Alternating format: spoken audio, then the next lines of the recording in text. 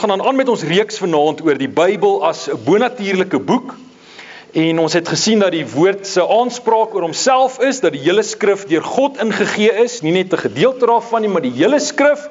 En as die Bybel die ware woord van die lewende God is, het ons gesien dat ons dit bo alles moet koester, dit ten diepte moet bestudeer, dit ten volle vertrou en dit ten volle moet gehoorsaam.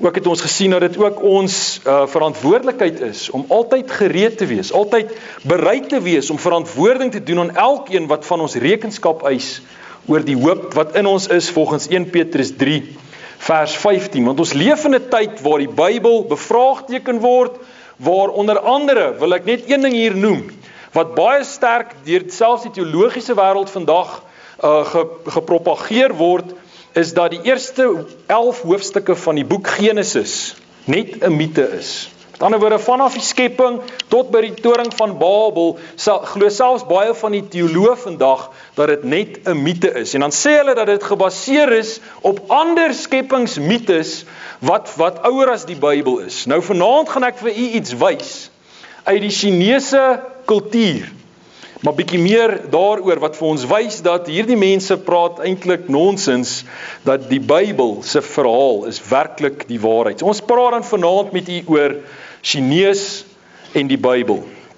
Nou in Handelinge 17 vers 26 tot 27 is Paulus aan die woord en hy sê, en hy het uit een bloed al die nasies van die mensdom gemaak om oor die hele aarde te woon, terwyl hy vooraf bepaalde tye en die grense van hulle woonplek vasgestel het, sodat hulle die Here kon soek. Nou wat vir my interessant is hier is dat die Here sê dat hy al die nasies uit een bloed gemaak, maar dat God bepaal het waar die nasies gaan bly, en waarom het hy dit gedoen? Sodat hulle daar waar hulle is, die Here sal soek. Hoekom? Dat hulle hom moet soek, sodat hulle hom ook natuurlik kan vind, of hulle hom nie miskien kon aanraak en vind, al is hy nie ver van elkeen van ons. So die doel wat God gehad het, toe hy die toring van Babel hulle taal verwar het en hulle oor die hele wêreld versprei het, was daar in dit ingebou, dat hulle daar waar hulle het wel gaan vestig, tog nog steeds die Here God sal soek met die kennis wat hulle wel saamgedra het vanaf die toring van Babel. Nou ons praat vanaand met die oor Chinees en die Bybel, en daar's 'n interessante skrif in Jesaja 49 vers 12, en ek noem dit net vir, ek gaan nie lank hierby stil staan nie, ons lees dit net gou, hy sê, kyk, hulle hier kom van ver, en kyk, hulle daar kom van die noorde en van die weste, en hulle daar kom uit die land van die Siniete. Nou, dit is so van die kommentare meen dat hierdie Siniete was maar die wat uit die Sinaï woestyn uitgekom het, maar daar is ander Bybelkenners wat meen dat hierdie 'n direkte verwysing is na China, en dat hulle geweldige goeie redenasies daarvoor het. Ons het ongelukkig nie vanaand die tyd om daarop in te gaan nie, maar hier is vir my 'n verwysing na die land China, na die Chinese nasie. Net so 'n bietjie agtergrond. Nou saam met die Jode is die Chinese volk een van die oudste beskawings ter wêreld.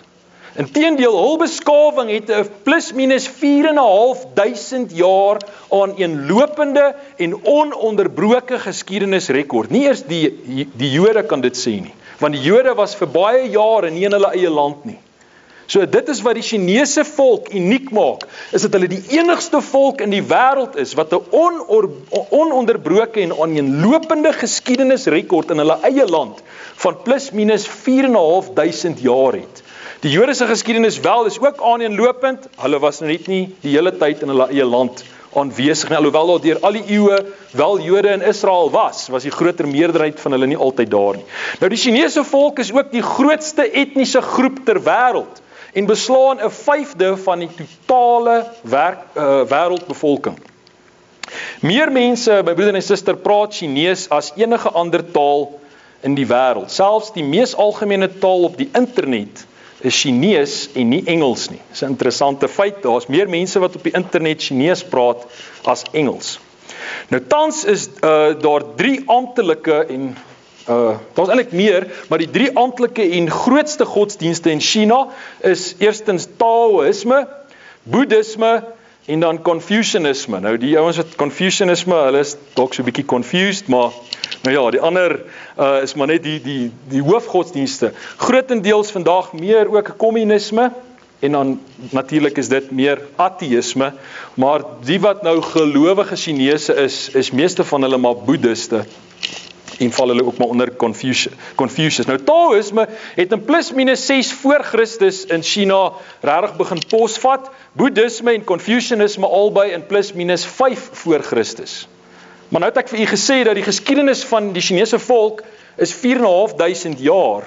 So om en by 2000 jaar gelede eers het hierdie gelowe begin sterk posvat in China. Wat het die Chinese volk vir die eerste 2.500 jaar van hulle bestaan geglo? En dis waar ek vanaand bietjie vir 'n paar dinge wil uitwys. Die historiese rekords is baie duidelik, dis in die Chinese historiese rekords, dat vir die eerste byna 2000 jaar van die Chinese beskawing het hulle slegs een God aanbid. Hulle was 'n monoïstiese bevolking. Hulle het net een God aanbid. Sy naam het hulle genoem Shang-Ti en daar is hy in Chinees. Nou volgens historiese rekords het Shang-Ti presies dieselfde vermoëns, krag, natuur en karaktereienskappe as Jahwe van die Ou Testament. Nou, ons het nie vanaand tyd om vir julle geskrifte te wys nie, maar jy kan gerus bietjie 'n studie gaan doen oor die Chinese historiese rekords waar hulle Shang-Ti beskryf. Inteendeel, sy naam beteken ook die allerhoogste God. So terwyl die Hebreëse volk die Here Jahwe genoem het, het die Chinese volk hom Shang-Ti genoem. Daar's geweldige sterk parallelle tussen hierdie twee. En natuurlik beteken Shang-Ti die koning van die hemel, of ook die allerhoogste God. Nou ook word daar na Shang-Ti verwys as Tian. En daar is hoe hulle om dit uitbeeld. Ons gaan vanaand so 'n bietjie na van die karakters kyk en dit bietjie opbreek en vir u wys. Dis eintlik nie so moeilik nie. Nou die woord vir grootste in Chinees is die woordjie Da. En daar sien jy hom, kan jy sien die ooreenkoms tussen die twee. Nou hulle taal is baie eenvoudig want dit stel eintlik maar 'n berg voor. En 'n berg is in China, is dit van die hoogste goed wat jy kry. En daarom sê hulle dat die woord vir grootste is 'n berg. En natuurlik is Tian selfs bo alles. Dis wat daai streepie boor beteken. Dis die Tian, of dis net 'n ander naam vir Shang-Ti, is bo alles wat selfs die grootste is. So hy is ook bekend as die allerhoogste God in die antieke Chinese wêreld. Nou Genesis 14:22 praat die Bybel ook van God as die allerhoogste. Toe antwoord Abraham, die koning van Sodom: ek hef my hand op tot die Here God, die allerhoogste, die skepper van hemel en aarde. Nou China se mees bekende geskiedskrywer was 'n man met die naam van Sima Qian. Hy het geleef in 135 tot 86 voor Christus. In sy historiese rekord skryf hy van 'n Chinese keiser met die naam van Huangdi, wat ook bekend staan as die Yellow Emperor. Nou volgens die geskiedenis van China was hy een van die beste, wel hy was die heel eerste emperor of keiser van die Chinese ryk en het hulle ongekende groei in spesifiek sy tyd beleef. Nou volgens Sima Qian se geskrifte was Huangdi die heel eerste keiser en het die Chinese beskawing by hom spesifiek begin. Nou hy het geregeer rondom 2.500 jaar voor Christus. Nou Huangdi het Shang-Ti aanbid as God en ook vir hom 'n tempel gebou wat vandag nog een van die grootste tempels in China is. En wat baie interessant is, my broeder en suster, terwyl daar mettertyd deur die Chinese geskiedenis vanaf hier 2000 jaar terug geweldig baie ander afgodstempels gebou is waarin jy beelde en sketse en so aan kry, is daar nog nooit in die geskiedenis van die Chinese bevolking enige afbeelding gemaak, 'n prentjie of 'n standbeeld van Shang-Ti nie, want hulle het ook geglo dat daar mag nie 'n beeld van hom gemaak word of 'n afbeelding nie. En is dit nie presies wat ons ook in die Joodse geskrifte kry? Die tweede gebod sê vir ons dat jy mag nie enige afbeelding maak van die Here God nie. Ons lees ook die volgende in die geskrifte van Sima Qian: Shang-Ti is another name for Tian. The spirits do not have two lords. Dis maar die Chinese ekwivalent van Deuteronomium 6 vers 4 wat sê dat die Here ons God is 'n enige Here, the Lord your God is one. Dis wat hulle ook van Shang-Ti geglo het. Nou, niemand weet presies wanneer Chinese skrif ontwikkel is nie. Maar meeste geskiedskrywers is dit dat dit waarskynlik ontstaan het rondom 2000 tot 2500 voor Christus. Min of meer ook in die tyd van die Han-dynastie waarvan die Yellow Emperor natuurlik dan die keiser was. Nou daar is maar net een beeninskripsie wat hulle gekry het, of 'n been met inskripsies op, wat dateer uit 1200 voor Christus. Chinese letters of karakters is gebaseer op piktogramme. Dis wat hulle taal baie dieselfde as jou Hebreëus maak en ook anders as alle ander tale. Dis nie regtig 'n fonetiese skrif nie. Dit gaan oor prentjies. Dit word saamgestel deur prentjies of vorms wat sekere voorwerpe voorstel. Nou hierdie prentjies of vorms word as blokvormige karakters neergepen. Meer basiese en eenvoudige karakters word dan gekombineer om meer komplekse woorde te vorm. Met die ontwikkeling van skrif kom dan ook natuurlik die vermoë om geskiedenis neer te pen. Wat nou baie interessant is die feit dat rondom 2500 voor Christus daar sekere globale gebeurtenisse plaasgevind het, wat almal van daardie tyd kon onthou, onder andere die sondvloed en ook die toring van Babel, wat vir ons gesê word vandag bloot mites was, wat ons al reeds vroeër in die reeks ook vir gewys het, uit ander areas van wetenskappe, dat dit werklik gebeur het. Kom ons kyk ook, wat sê die Chinese taal vir ons daaroor. Nou, die sondvloed het plaasgevind plus minus 1650 jaar na die skepping. Baie maklik om dit uit te werk, tel maar net die ouderdomme van elkeen se kinders op, soos wat die Bybel dit vir ons weergee. Nou, Noag is die 9de geslag na Adam. Nou, tog het Adam nog geleef tot rondom Lamech, Noag se pa, sy geboorte. So dit was 7 geslagte. Met ander woorde, Lamech kon nog die skepingsverhaal eerstehands by Adam self hoor. Ons het dit ook vroeër in die reeks vir u gewys. Nou, Noag en sy seuns, Sem, Cham en Jafet, het die skepingsverhaal weer direk by Lamech gehoor. Nou, die toring van Babel en die verspreiding van die nasies het tydens Peleg se leeftyd gebeur, volgens Genesis 10:25, met ander woorde, 3 geslagte na die sondvloed. Toe het Sem, die seun van Noag, nog steeds geleef. Ons het dit ook vir julle vroeër gewys, so hulle kon ook die vloedse verhaal by die toring van Babel se tyd nog eerstehandse kennis van dra. So die skepping het plaasgevind rondom 4000 jaar voor Christus. As jy nou die 1650 daarvan aftrek, dan het die vloed plaasgevind rondom 2350 voor Christus en die toring van Babel rondom 2230 voor Christus. Nou die skatting van die ontstaan van die Chinese volk en skrif rondom 2000 tot 2500 voor Christus plaas dit dus direk in lyn met die toring van Babel en die verspreiding van die nasies oor die hele wêreld. Dis waarby ons nou wil uitkom vanaand. Wat kan ons by hulle geskrifte leer oor dit wat die Bybel vir ons sê? Nou praat vanaand met jy oor Chinese in die Bybel, so dis nou wel nie iets wat ons direk uit die Bybel uithaal nie, maar dis vir ons 'n buite-Bybelse bron, wat vir ons verifieer, baie sterk, dat dit wat die Bybel wel vir ons vertel, 100% die waarheid is. Nou daarom is dit glad nie vreemd dat mens verwysings na die skepping, vloed en toring van Babel in Chinese geskrifte en die Chinese skrif self ontdek nie. In Johannes 4 vers 24 lees ons dat God is gees en die wat hom aanbid moet in gees en waarheid aanbid. Nou die Chinese woord vir gees is die woordjie ling, daar kan jy hom sien, is 'n prentjie, en dit kan gekombineer word met sheng wat heilig beteken, dan kry ons shengling wat dan natuurlik beteken Heilige Gees. Hy's nou 'n bietjie klein daar, maar op die rekenaar of die TV of op YouTube sal jy dit baie duideliker kan sien. Kom ons kyk bietjie na die woordjie ling, gees. Kom ons breek hom bietjie op. Hierdie woord word saamgestel deur verskillende kleiner woorde. Onder andere die woordjie yi, daar heel bo kan jy hom sien. Dis wat hierdie woordjie beteken 1, dis die getal 1. Dan vind jy die woordjie mi wat beteken bedek, net onder hom. Dan vind jy die woordjie shui wat beteken water. Net onder hom vind jy die woordjie shui. So die gees is een wat die water bedek. Waar het ons dit ook gehoor? Genesis 1 vers 2 sê, en die aarde was woes en leeg, en duisternis was op die wêreld vloed, en die gees van God het gesweef op die waters. Waarom is hulle woordjie vir gees, bevat dit hierdie elemente? Is dit nie 'n bevestiging van dit wat die Bybel ook vir ons sê nie? Kom ons gaan bietjie verder. Dan vind jy die woordjie mond, en in 'n sekere kontekste stel dit ook 'n persoon voor. En hoeveel is daar in die gees? 1, 2, 3. Is die 3 eenheid. Jy vind 3 monde, 3 persone in een gees. 3 persone in die Godheid, die Vader, Seun en Heilige Gees. Waarom presies 3 persone en nie 3 of 4 nie? Want dit stel vir ons die 3 eenheid baie direk voor. Die volgende woordjie wat ons vind, is daai onderste ene, is die woordjie wu, wat beteken wonderwerker. Nou God is tog die wonderwerker. Wie anders is die wonderwerker? So hierdie gees, die skeppergees, wat uit 3 persone bestaan, is 'n wonderwerker. So baie ryk taal, my broer en suster. Een klein prentjie wat vir ons soveel uitbeeld. Kom ons sit dit nou net alles bymekaar. Die gees is dis een wat die waters bedek.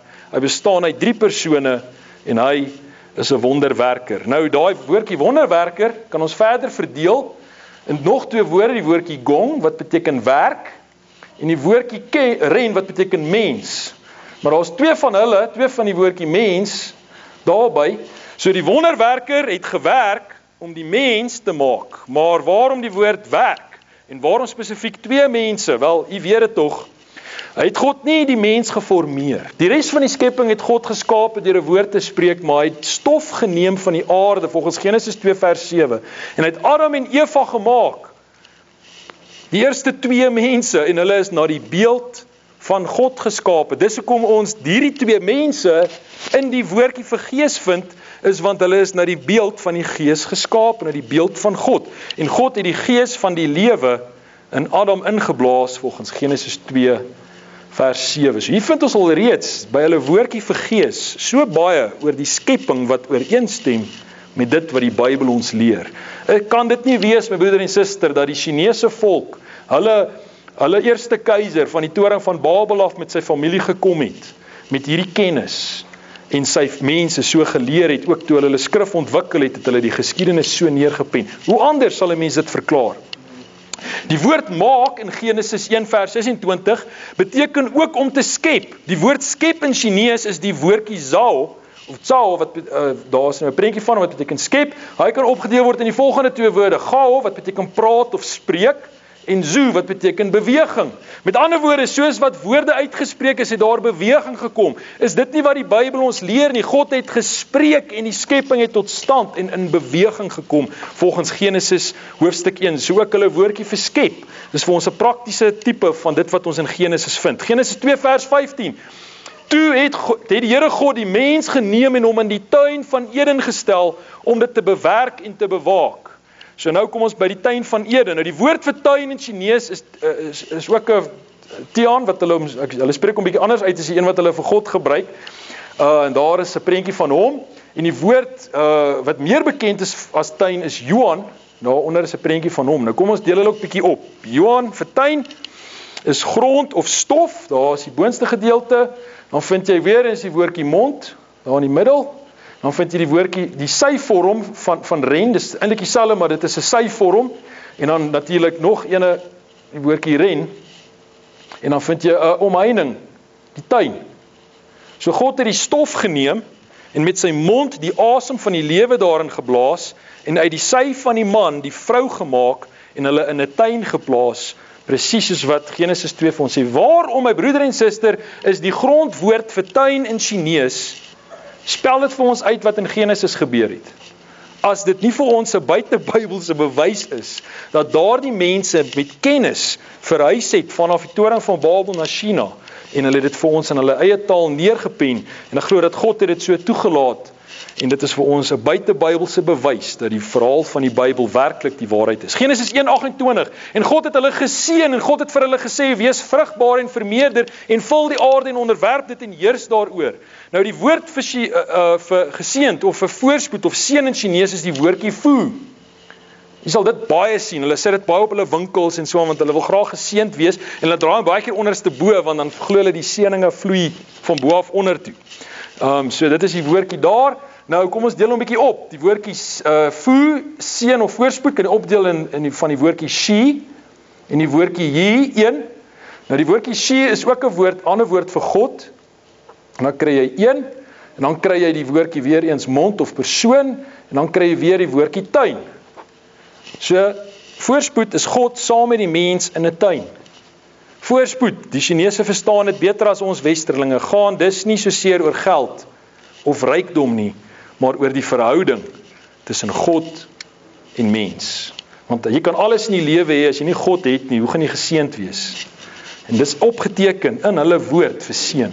Hulle is 'n ateïstiese volk vandag, kommunisme, my broeder en suster het hulle hele land oorgeneem, en tog selfs in hulle eie taal nog, Dis al verwysings na God as die skepper, soos wat ons dit ook in die Bybel vind. God se waarskuwing, Genesis 2 vers 16 tot 17, en die Here God het aan die mens bevel gegee en gesê, van al die bome van die tuin mag jy vry eet, maar van die boom van die kennis van goed en kwaad, daarvan mag jy nie eet nie, want die dag as jy daarvan eet, sal jy sekerlik sterwe. Nou God het Adam en Eva verbied om van die vrugte te eet van die boom van kennis van goed en kwaad. Die Chinese woord vir verbied of belet is die woordjie jin, en hy word so opgedeel, daar so is 2 bome. Mu is die woordjie vir boom, en hy lyk nogal soos 'n boompie. 2 bome, en in die woordjie she is openbaring. Net 'n vraag, hoekom het die woord verbied met spesifiek? Hoekom nie 3 of 4 bome nie? Hoekom 2 bome? As dit nie verwys na die 2 bome in die tuin van Eden, waar die eerste, waar dit die eerste keer plaasgevind het, dat daar verbied is, dat iets mag gebeur. En dan is dit 'n openbaring. So, God het die mens verbied om van die boom van kennis van goed en kwaad te eet. Hy het aan hulle openbaar, dat as hulle daarvan eet, sal hulle sterwe. Hulle woordjie vir verbied. Weereens 'n bevestiging, dit wat die Bybel vir ons sê. Die sondeval, Genesis 3 vers 1, maar die slang was listiger as al die diere van die veld, wat die Here God gemaak het. En hy sê vir die vrou, is dit ook so dat God gesê het, julle mag nie eet van al die bome van die tuin nie. Nou die duiwel het in die vorm van 'n slang na Eva gekom om haar te versoek. Die Chinese woord vir duiwel is die woord gui. Hy word so geskryf, hy word so opgedeel, daar is ons weer eens het ons 'n tuin, en dan een wat kom na 'n persoon, daai woordjie stel soos beweging voor, maar dis ook spesifiek een wat kom, een wat beweeg, en die woordjie sie of geheim of vermom. So die woord vir duiwel, Adam en Eva, my broer en suster, was in 'n tuin. Die duiwel, Gui, het na hulle gekom, vermom, as 'n slang. Dis hulle woord vir duiwel. Hulle grondwoord vir duiwel, wat 4.500 jaar oud is, praat van 'n tuin, en hoe dat hy na iemand kom, en hy's vermom. My broer en suster, wel as dit nie vir u iets sê nie, dan weet ek nie. Die woord van vir versoeker of verleier in Chinees is die woordjie mo.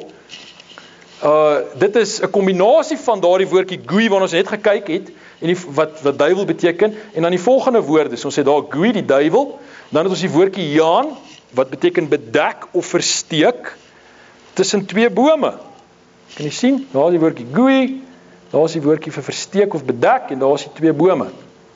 So die versoeker is die duiwel wat homself versteek het, tussen 2 bome. Genesis 3 vers 6 sê, toe sien die vrou dat die boom goed was om van te eet en dat hy 'n lus was vir die oë. Ja, 'n boom wat 'n mens kan begeer om verstand te verkry. Nou die boom was iets om te begeer. Begeer in Chinees is die woordjie lan. Daar's hy, 'n prentjie weer eens. Sit ons met 2 bome en die woordjie vir vrou. Hoekom is die woord begeer 2 bome en 'n vrou? Want is dit nie waar die eerste begeerte opgewek was nie? Is by 2 bome en wie was eerste verlei? Was die vrou, 2 bome oor 'n vrou, nogal bokant die vrou. Elke keer as hulle dit bo op 'n ander woord sit, beteken dit is bo oor dit. So hierdie 2 bome was bo oor die vrou. Dit was vir haar versoeking. En hoekom spesifiek die vrou en nie 'n man nie? Want Eva het eerste gesondig en daarna Adam. Dit was Eva by wie die begeerte vir die boom opgewek was, nie by Adam nie. Die gevolg van hul toegee aan die versoeking was sonde, die woordjie zoe, sonde. En dit bevat die getal 4, heel bo, en dan vat hy teestaan. Nou 4 keer is die woord van die Here teëgestaan in Genesis 3. Jy kan dit gaan lees, interessante studie daaroor, maar waarom is hulle woordjie vir sonde om 4 keer die woord van God teë te staan? Want die eerste keer toe daar gesondig is die woord van die Here 4 keer teëgestaan of verdraai of verkeerd aangehaal, of hoe dit ook al sê, maar teëgestaan. Nou, toe gaan al 2 se oë oop en hulle word gewaar dat hulle naak is en hulle het vyeblare aan mekaar gewerk en vir hulle skorte gemaak. Genesis 3 vers 7. Nadat Adam en Eva gesondig het hulle besef hulle is naak. Die woord vir naak is luo en hy word saamgestel deur yi wat beteken klere en guo wat beteken vrug. Nou, jy besef jy benodig klere wanneer jy van die vrug eet. So naak sê vir jou as jy van die vrug eet, het jy klere nodig. Of anders gestel, as jy van die vrug eet, dan verdwyn jou klere, dan is jy naak. So, weer eens, hulle woord vir naak het te doen met klere uit die aard van die saak, maar hoekom is spesifiek 'n vrug? Want toe hulle die vrug geëet het, die eerste keer toe hulle van die verbode vrug geëet het, het hulle besef, hulle is naak. Genesis 3 vers 8, en hulle het die stem van die Here God gehoor terwyl hy wandel in die tuin, in die aandwyntjie, en die mens en sy vrou het hulle verberg vir die aangesig van die Here God tussen die bome van die tuin. Die Chinese woord vir verberg is duo. Daar is sy prentjie. Hy word saamgestel deur shen, wat beteken liggaam, en dan 'n paar, en dan die woordjie mu. So weer eens, sy liggaam is verberg tussen 'n paar bome. So die woord vir verberg, die grondwoord vir hulle woord vir verberg of om weg te kruip, gaan oor 'n liggaam wat wegkruip tussen die bome. Is dit nie presies wat die Bybel vir ons sê nie? My broer en suster, ek wil net vir iets sê, daar is boeke vol oor hierdie goed geskryf. Ek trek nou nog by Genesis, ons is amper by Openbaring. Nee, moenie bekommer, ons gaan nie deur die hele Bybel gaan nie. Ek noem dit vir jou 'n paar wat vir my baie interessant is om spesifiek oor die eerste paar gebeurtenisse in die Bybel wat vir ons gesê word is mites, en tog is dit as geskiedenis opgeteken in die taal van die oudste geskrewe taal in die wêreld waarvan hulle weet is Chinees. Adam en Eva het weggekruip omdat hulle skuldig gevoel het oor hulle oortreding. Die Chinese woord vir skuldig of beskaamd is kui. En hy word saamgestel deur die woordjie jin, wat beteken hart, en die woordjie gui, duiwel. So die hart is met die duiwel gevul, so dan is jy skuldig. So sonde word deel van die menslike natuur. Kan jy dit sien? My broer en suster, dit spel vir ons uit, dat dit wat in Genesis neergepen is die waarheid. Genesis 4 vers 8, en Kain het met sy broer Abel gepraat, en toe hulle in die veld was, het Kain teen sy broer Abel opgestaan, en hom doodgeslaan. So trek daar nou al by Kain en Abel. Nou die woord vir ouer broer in Chinees is Ziong, daar's 'n prentjie van hom, en dan die woord vir wreed en moord is ook Ziong, maar kan jy sien die verskil? Hulle lyk basies presies dieselfde, maar die boetie is doodgemaak. Daar's 'n kruisie oor hom, hy's uitgehaal. So, dis die woord vir wreed of moord. Hoekom? Let op hoe hulle baie na mekaar lyk. Waarom is dit so? Is dit nie omdat die eerste moord deur 'n ouer broer gepleeg is nie? Dis die enigste logiese verklaring. Toe sê die Here vir Kain, waar is jou broer Abel? En hy antwoord, ek weet nie, is ek my broer se wagter? Volgens Bybelse tradisie is die ouer broer die woordvoerder as ook die geestelike leier van sy medebroers en susters. Daarom is dit interessant dat die woord vir gebed of zu in Chinees bestaan uit die volgende. Weerens die woordjie shi, is 'n woord vir God, en dan ziong, broer. So die ouer broer staan in, hy hou wag vir sy broer by God deur gebed. Jy is jou broer se wagter. Selfs in die Chinese taal moet die ouer broer bid vir die res van sy familie. Hoe het hulle dit geweet as dit nie was dat dit wat regtig gebeur het in Genesis 1 tot 11 feitelike geskiedenis is en dat hulle hierdie kennis gedra het vanaf die toring van Babel na China nie. Die sondvloed en Noag en sy seuns en sy vrou en die vroue van sy seuns, hoeveel was hulle? 8 mense. Saam met hom het in die ark gegaan vanweë die waters van die vloed. Genesis 7 vers 7. Nou die Chinese woord vir ark is fangzhu. Dit is 'n kombinasie van twee woorde, vang en van wat reghoekig beteken en zhu wat beteken boot. Nou groot boot of skip in Chinees is eintlik nog 'n ouer woord. As die woordjie guan beteken groot boot en zhu, hy word saamgestel deur die woordjie zhu en ba die getal 8. Hoekom is hulle grondwoord vir boot 'n boot en spesifiek die getal 8? Is dit nie omdat die heel eerste groot boot wat gebou is presies 8 mense bevat het nie? Hoekom nie 9 mense of 10 mense of 20 mense? Hoekom spesifiek 8? Want hulle het baie fyn geweet dat die eerste groot boot wat gebou is, het presies 8 mense opgehaat. Ook is daar die woordjie koe vir persoon. So dit is 'n boot met 8 persone. Die eerste keer wat 'n boot gebruik was daar 8 mense in.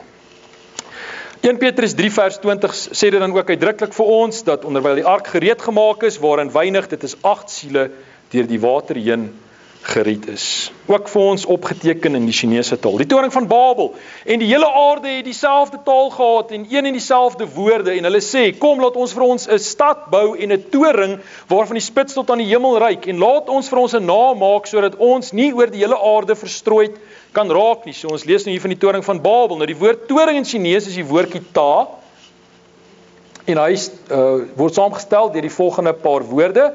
Die woordjie gey, dit beteken verenig. Kan jy sien daaronder, en dan die woordjie gras, daarbo, en dan die woordjie toe, daar so aan die kant, klei.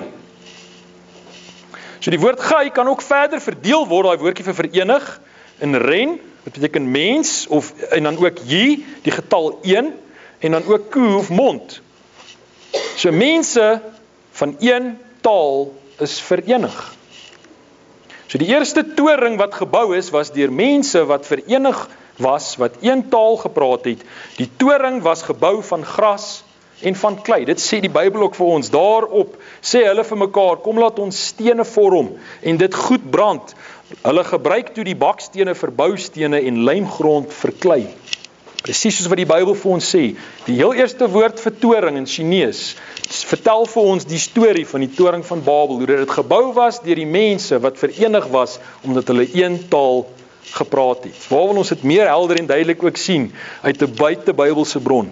Genesis 11 vers 9 sê, daarom het hulle dit Babel genoem, want daar het die Here die taal van die hele aarde verwar, en daarvandaan het die Here hulle oor die hele aarde verstrooi.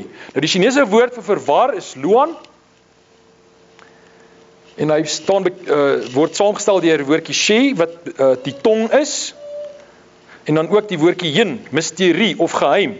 Nou, verwar het te maak met die tong en met mysterie. Een oomblik kon die mense wat die toring van Babel gebou het, nog mekaar verstaan, en die volgende oomblik was hulle taal vir mekaar 'n mysterie.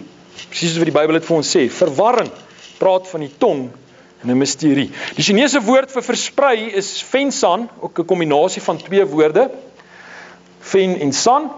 Fen kan ons so verdeel, die woord weer eens die getal 8, en dan mes, dis om te verdeel met 'n mes, en dan san is verstrooi, en dan alle, of die woordjie gong beteken alle, en ru beteken vlees. Dis hoe ons daardie twee woorde saamstel, en dan ook die woordjie chu, wat beteken gaan of volg. Kom, ek sê dit net vir u saam. Die generasies sedert Noag is verdeel, daar was 8 generasies vanaf hom tot by die toring van Babel, is verdeel soos met 'n mes. Alle vlees het gevolg. Met ander woorde, kan jy sien hoe dat hulle verdeeld geraak het, spesifiek 8 generasies na Noag, dit spel het vir ons uit. En so het alle mense oor die aarde versprei. Een spesifieke groep het hulle self gevestig in die gebied wat vandag bekend staan as China. Met ander woorde, die mense het gemigreer. Die woord vir migreer in Chinees is Qian, daar is hy. Hy word saamgestel deur da, wat is die woordjie groot, daar in die middel. Dan kry jy die woordjie Chuo, daar langs die kant, wat beteken beweging, soos 'n groot beweging, vanaf die weste, die woordjie daarbo is weste, en dan die woordjie daaronder is yi, of stop. So, daar was 'n groot beweging vanuit die weste, tot waar gestop is, natuurlik dan nou in China. Onthou dat die Chinese oos beweeg het, vanaf die toring van Babel. So my broer en suster, so spel hulle taal, een vir een, na die ander grondwoorde, vir ons eintlik maar net uit. Presies die geskiedenis wat Genesis ook vir ons aanteken. En daar's nie enige ander geloof wat hierdie selfde geskiedenis bevat en dan so duidelik ook selfs deur buite Bybels of buite hulle geskrifte se bronne so sterk bevestig word nie. Nou, Huang Ti was een van die eerste mense in China, dalk uit dieselfde generasie wat vanaf die toring van Babel migreer het na China. In sy tyd is die Chinese skrif ontwikkel en so is al die bogenoemde geskiedenis ook vir ons opgeteken in hulle letters.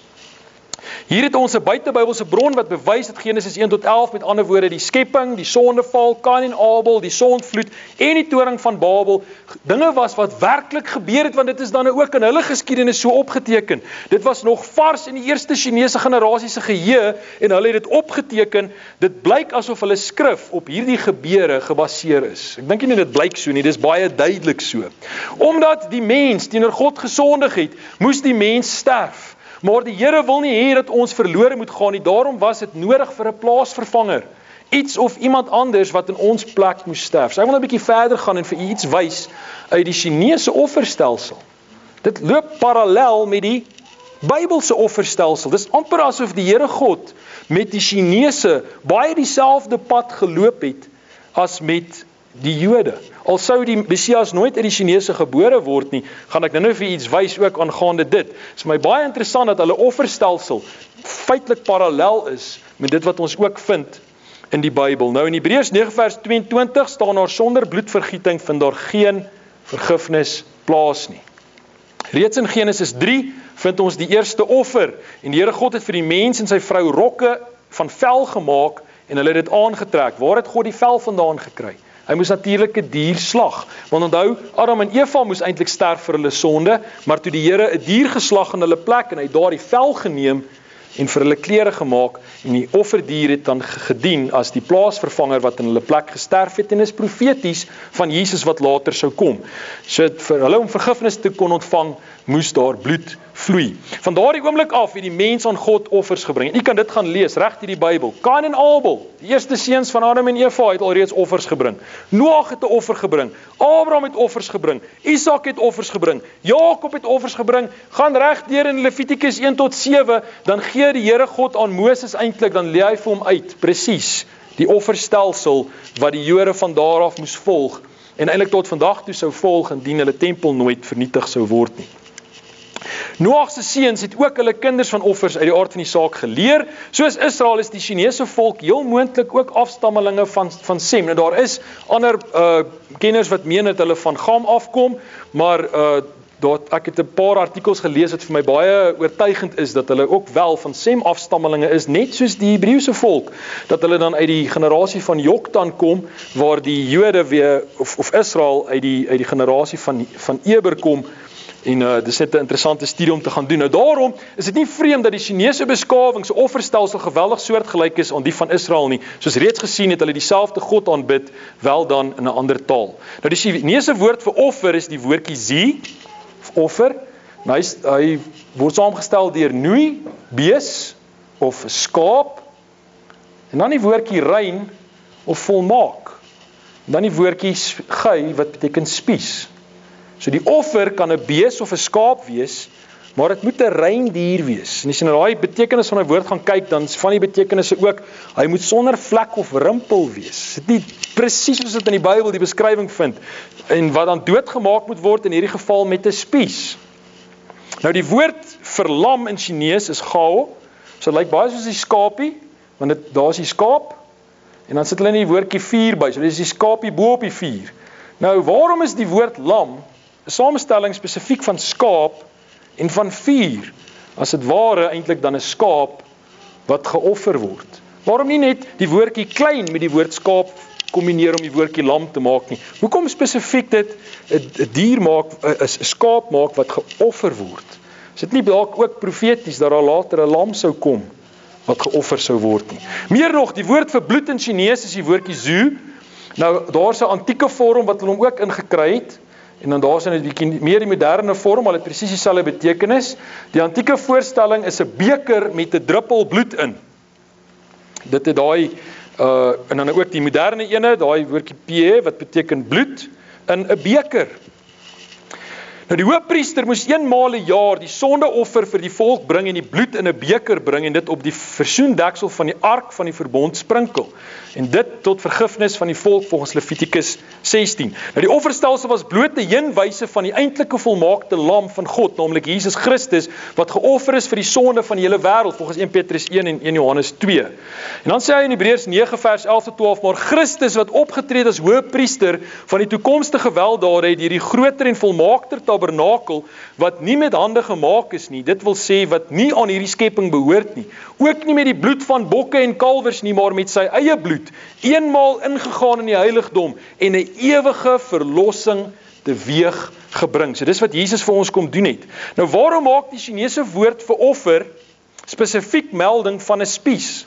Is dit nie ook profeties van wat met Jesus aan die kruis gebeur het nie? Johannes 19 vers 34 sê, maar een van die soldate het met 'n spies in sy sy gesteek en dadelik het daar bloed en water uitgekom. Asof die Here dalk ook vir die Chinese volk wou sê, eendag gaan daar 'n finale offerlam kom. Dalk sal nou nie uit julle volk nie, maar daar gaan een kom.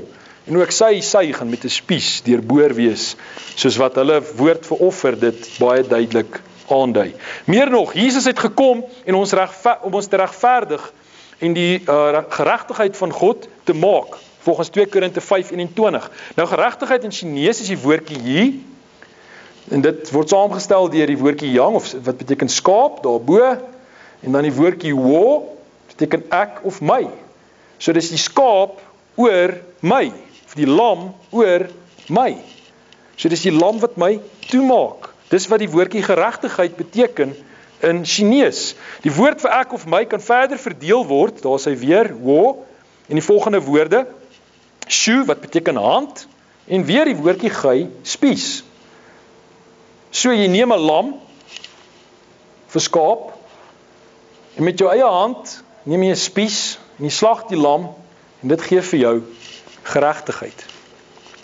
So kan ons duidelik sien dat die Chinese letters, wat duisende jare oud is, reeds geprofeteer het in 'n sin, dat ons geregtigheid sal ontvang deur 'n lam wat geslag is se bloed.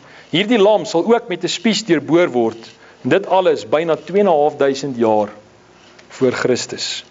Nou die vereenvoudigde vorm van geregtigheid in Chinese word so geskryf. Daar's weer eens die woordjie geregtigheid, maar 'n vereenvoudigde vorm. Soos wat lyk dit, my broeder en suster? Bloed op die kruis. Dit stem ook geweldig ooreen met die antieke Chinese woord vir bloed. Daar is net weer bloed in 'n beker. Hier is dit die bloed op die kruis. Ons geregtigheid het gekom as gevolg van die bloed op die kruis. Is dit nie kosbaar nie? Geloof. Ons word gered deur geloof. Ons is byna klaar. Ons word gered deur geloof. Efesiërs 2 vers 8 tot 9. As jy met jou mond die Here Jesus bely en met jou hart glo dat God hom uit die dode opgewek het, dan sal jy gered word, sê Romeine 10 vers 9. Nou die woordjie geloof of vertroue in Chinese is die woordjie sien. Daar's hy. En hy word saamgestel deur die woordjie ren of persoon en die woordjie yan wat spreek of bely of getuig beteken. So geloof is 'n persoon wat spreek of bely of getuig. Presies soos wat Romeine 10 vers 9 dit ook vir ons sê. So selfs die Nuwe Testament word vir ons in baie opsigte bevestig deur die Chinese taal. Hoe het hulle geweet dat geloof is wanneer jy met jou mond bely? Die geboorte van Jesus. Ons het eintlik nou feite klaar gekyk na die Chinese skrif, maar ek wil vir 'n paar dinge wys uit die Chinese geskrifte rondom dinge wat in Jesus se lewe plaasgevind het. Die geboorte van Jesus. Matteus 2 vers 1 tot 2 lees ons. En toe Jesus te Bethlehem in Judea gebore is, in die dae van koning Herodes, het daar wyse manne uit die ooste in Jerusalem aangekom en gesê, waar is die koning van die Jode wat gebore is? Want ons het sy ster in die ooste gesien en gekom om hom hulde te bewys. Hoekom spesifiek die ooste? Jesus is gebore tydens die Han-dinastie in China, en uit antieke Chinese rekords is dit duidelik dat Chinese sterrekundiges hierdie ster gesien het, spesifiek rondom die tyd wat Jesus gebore is. Nou rondom die tyd van Jesus se geboorte was dit die gebruik in China dat daar elke aand 14 keiserlike of koninklike sterrekundiges die sterre dopgehou en bestudeer het. So elke aand was daar 14 keiserlike, klink dit bekend, wyse manne. As hy praat in die King James praat hy van kings of the east. Dit was koninklike sterrekundiges wat die sterre dopgehou en bestudeer het. Hoeveel wyse manne was daar? Wie van julle weet? Die Bybel, ons baie amper sê mens 3, want ons dink aan die 3 geskenke. Die Bybel sê nie hoeveel nie, daar kon baie meer as 3 gewees het. Hulle het alhoewel net 3 geskenke gebring. Dit is interessant, 14 keiserlike of koninklike sterrekundiges. Nou hoor wat sê die sterrekundige rekords van die Han-dinastie uit die tyd rondom Jesus se geboorte. Nou is in Engels vertaal, in the second month of the second year of Yanping, the comet was out of Altair for more than 70 days. It is said, comets appear to signify the old being replaced by the new. Dis nou wat die Chinese geskrifte sê. Altair, the sun and the moon and 5 stars are in movement to signify the beginning of a new epoch, the beginning of a new year, a new month and a new day. The appearance of this comet undoubtedly symbolizes change. The extended appearance of this comet indicates that this is of great importance. So hierdie sterrekundiges het 'n ster of 'n komeet of 'n ding gesien en hulle het dit neergepen. En die feit dat dit vir so lank gesien is, het hulle neergepen. Kom ons kyk net na 'n paar goedjies in hierdie gedeelte. Hy praat daarvan in die second year, en volgens die skrifte was dit in die second year of Jianping, dit was op daai stadium was hy die keiser van China, en dit was spesifiek in die tyd rondom die geboorte van Jesus. En dan praat hy van, the comet was out of Altair for more than 70 days. Net interessant, 70 dae is presies die tyd wat nodig is om van China met 'n karavaan, daai tyd hulle, dis nie soos ons karavane vandag nie, 'n karavaan kamele te reis na Israel vanaf China, 70 dae. Dis hoe lank hulle dit gesien het, en dis hoe hulle dit opgeskryf het. My broer en suster, saam met ander dinge wat ek gelees het, is ek vas oortuig dat die wyse manne uit die ooste was Chinese. Hy praat ook van, the comet was out of Altair. Nou Altair is een van die 15 helderste sterre sigbaar vanuit China, en dit is deel van die konstellasie van Aquila. Nou volgens die klassieke historiese rekords van China, sê hulle die volgende, the primary meaning of Altair, the key supporting pillar of the heavens, is the perfect sacrifice. Dis opgeteken toe, deur daai sterrekundiges. Dit was vir hulle die betekenis, dat die perfect sacrifice, iets van hierdie komeet, sê vir ons iets van die perfect sacrifice. En dit het hulle neergepen, rondom die geboorte van Jesus. Die kruisiging, rondom die kruisiging, Lukas 23 vers 44 tot 45 sê, en dit was omtrent die 6de uur, en daar het duisternis oor die hele aarde gekom, tot die 9de uur toe, so vir 3 ure lank was al duisternis, en die son is verduister, en die voorhangsel van die tempel het middeldeur geskeur.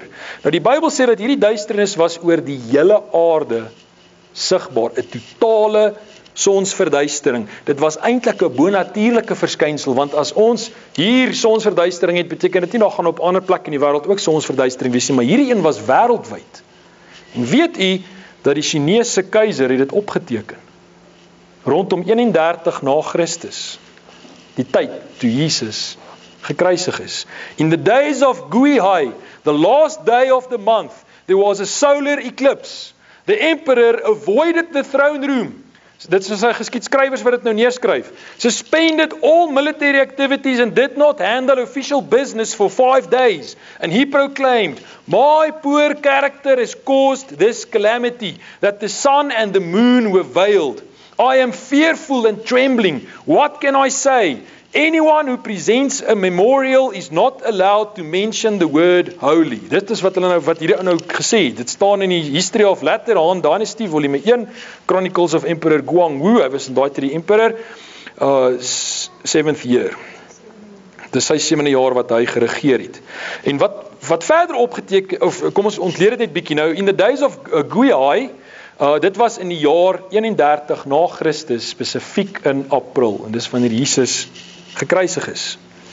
So, toe Jesus gebore was, of toe hy gebore is, was daar 'n teken in die hemel, en die Chinese het dit gesien. Maar ook toe hy gekruisig is, het hulle ook 'n teken in die hemel aanskou, en het ook neergepen. En as jy die tydperk gaan kyk van wanneer dit plaasgevind het, dan is dit die leeftyd van Jesus, vanaf sy geboorte, tot by sy kruisiging, wat die komeet gesien is, en dan later hierdie teken rondom die kruisiging. Verder, in daai selfde gedeelte word daar geskryf, in die 4th month of the year, so dis in April, on the day of Renwu, the imperial edict reads, the sun and moon were eclipsed, the sins of all the people are now on one man. Hoe het hulle dit geweet? Ek dink nie, hulle het self besef wat hulle sê nie.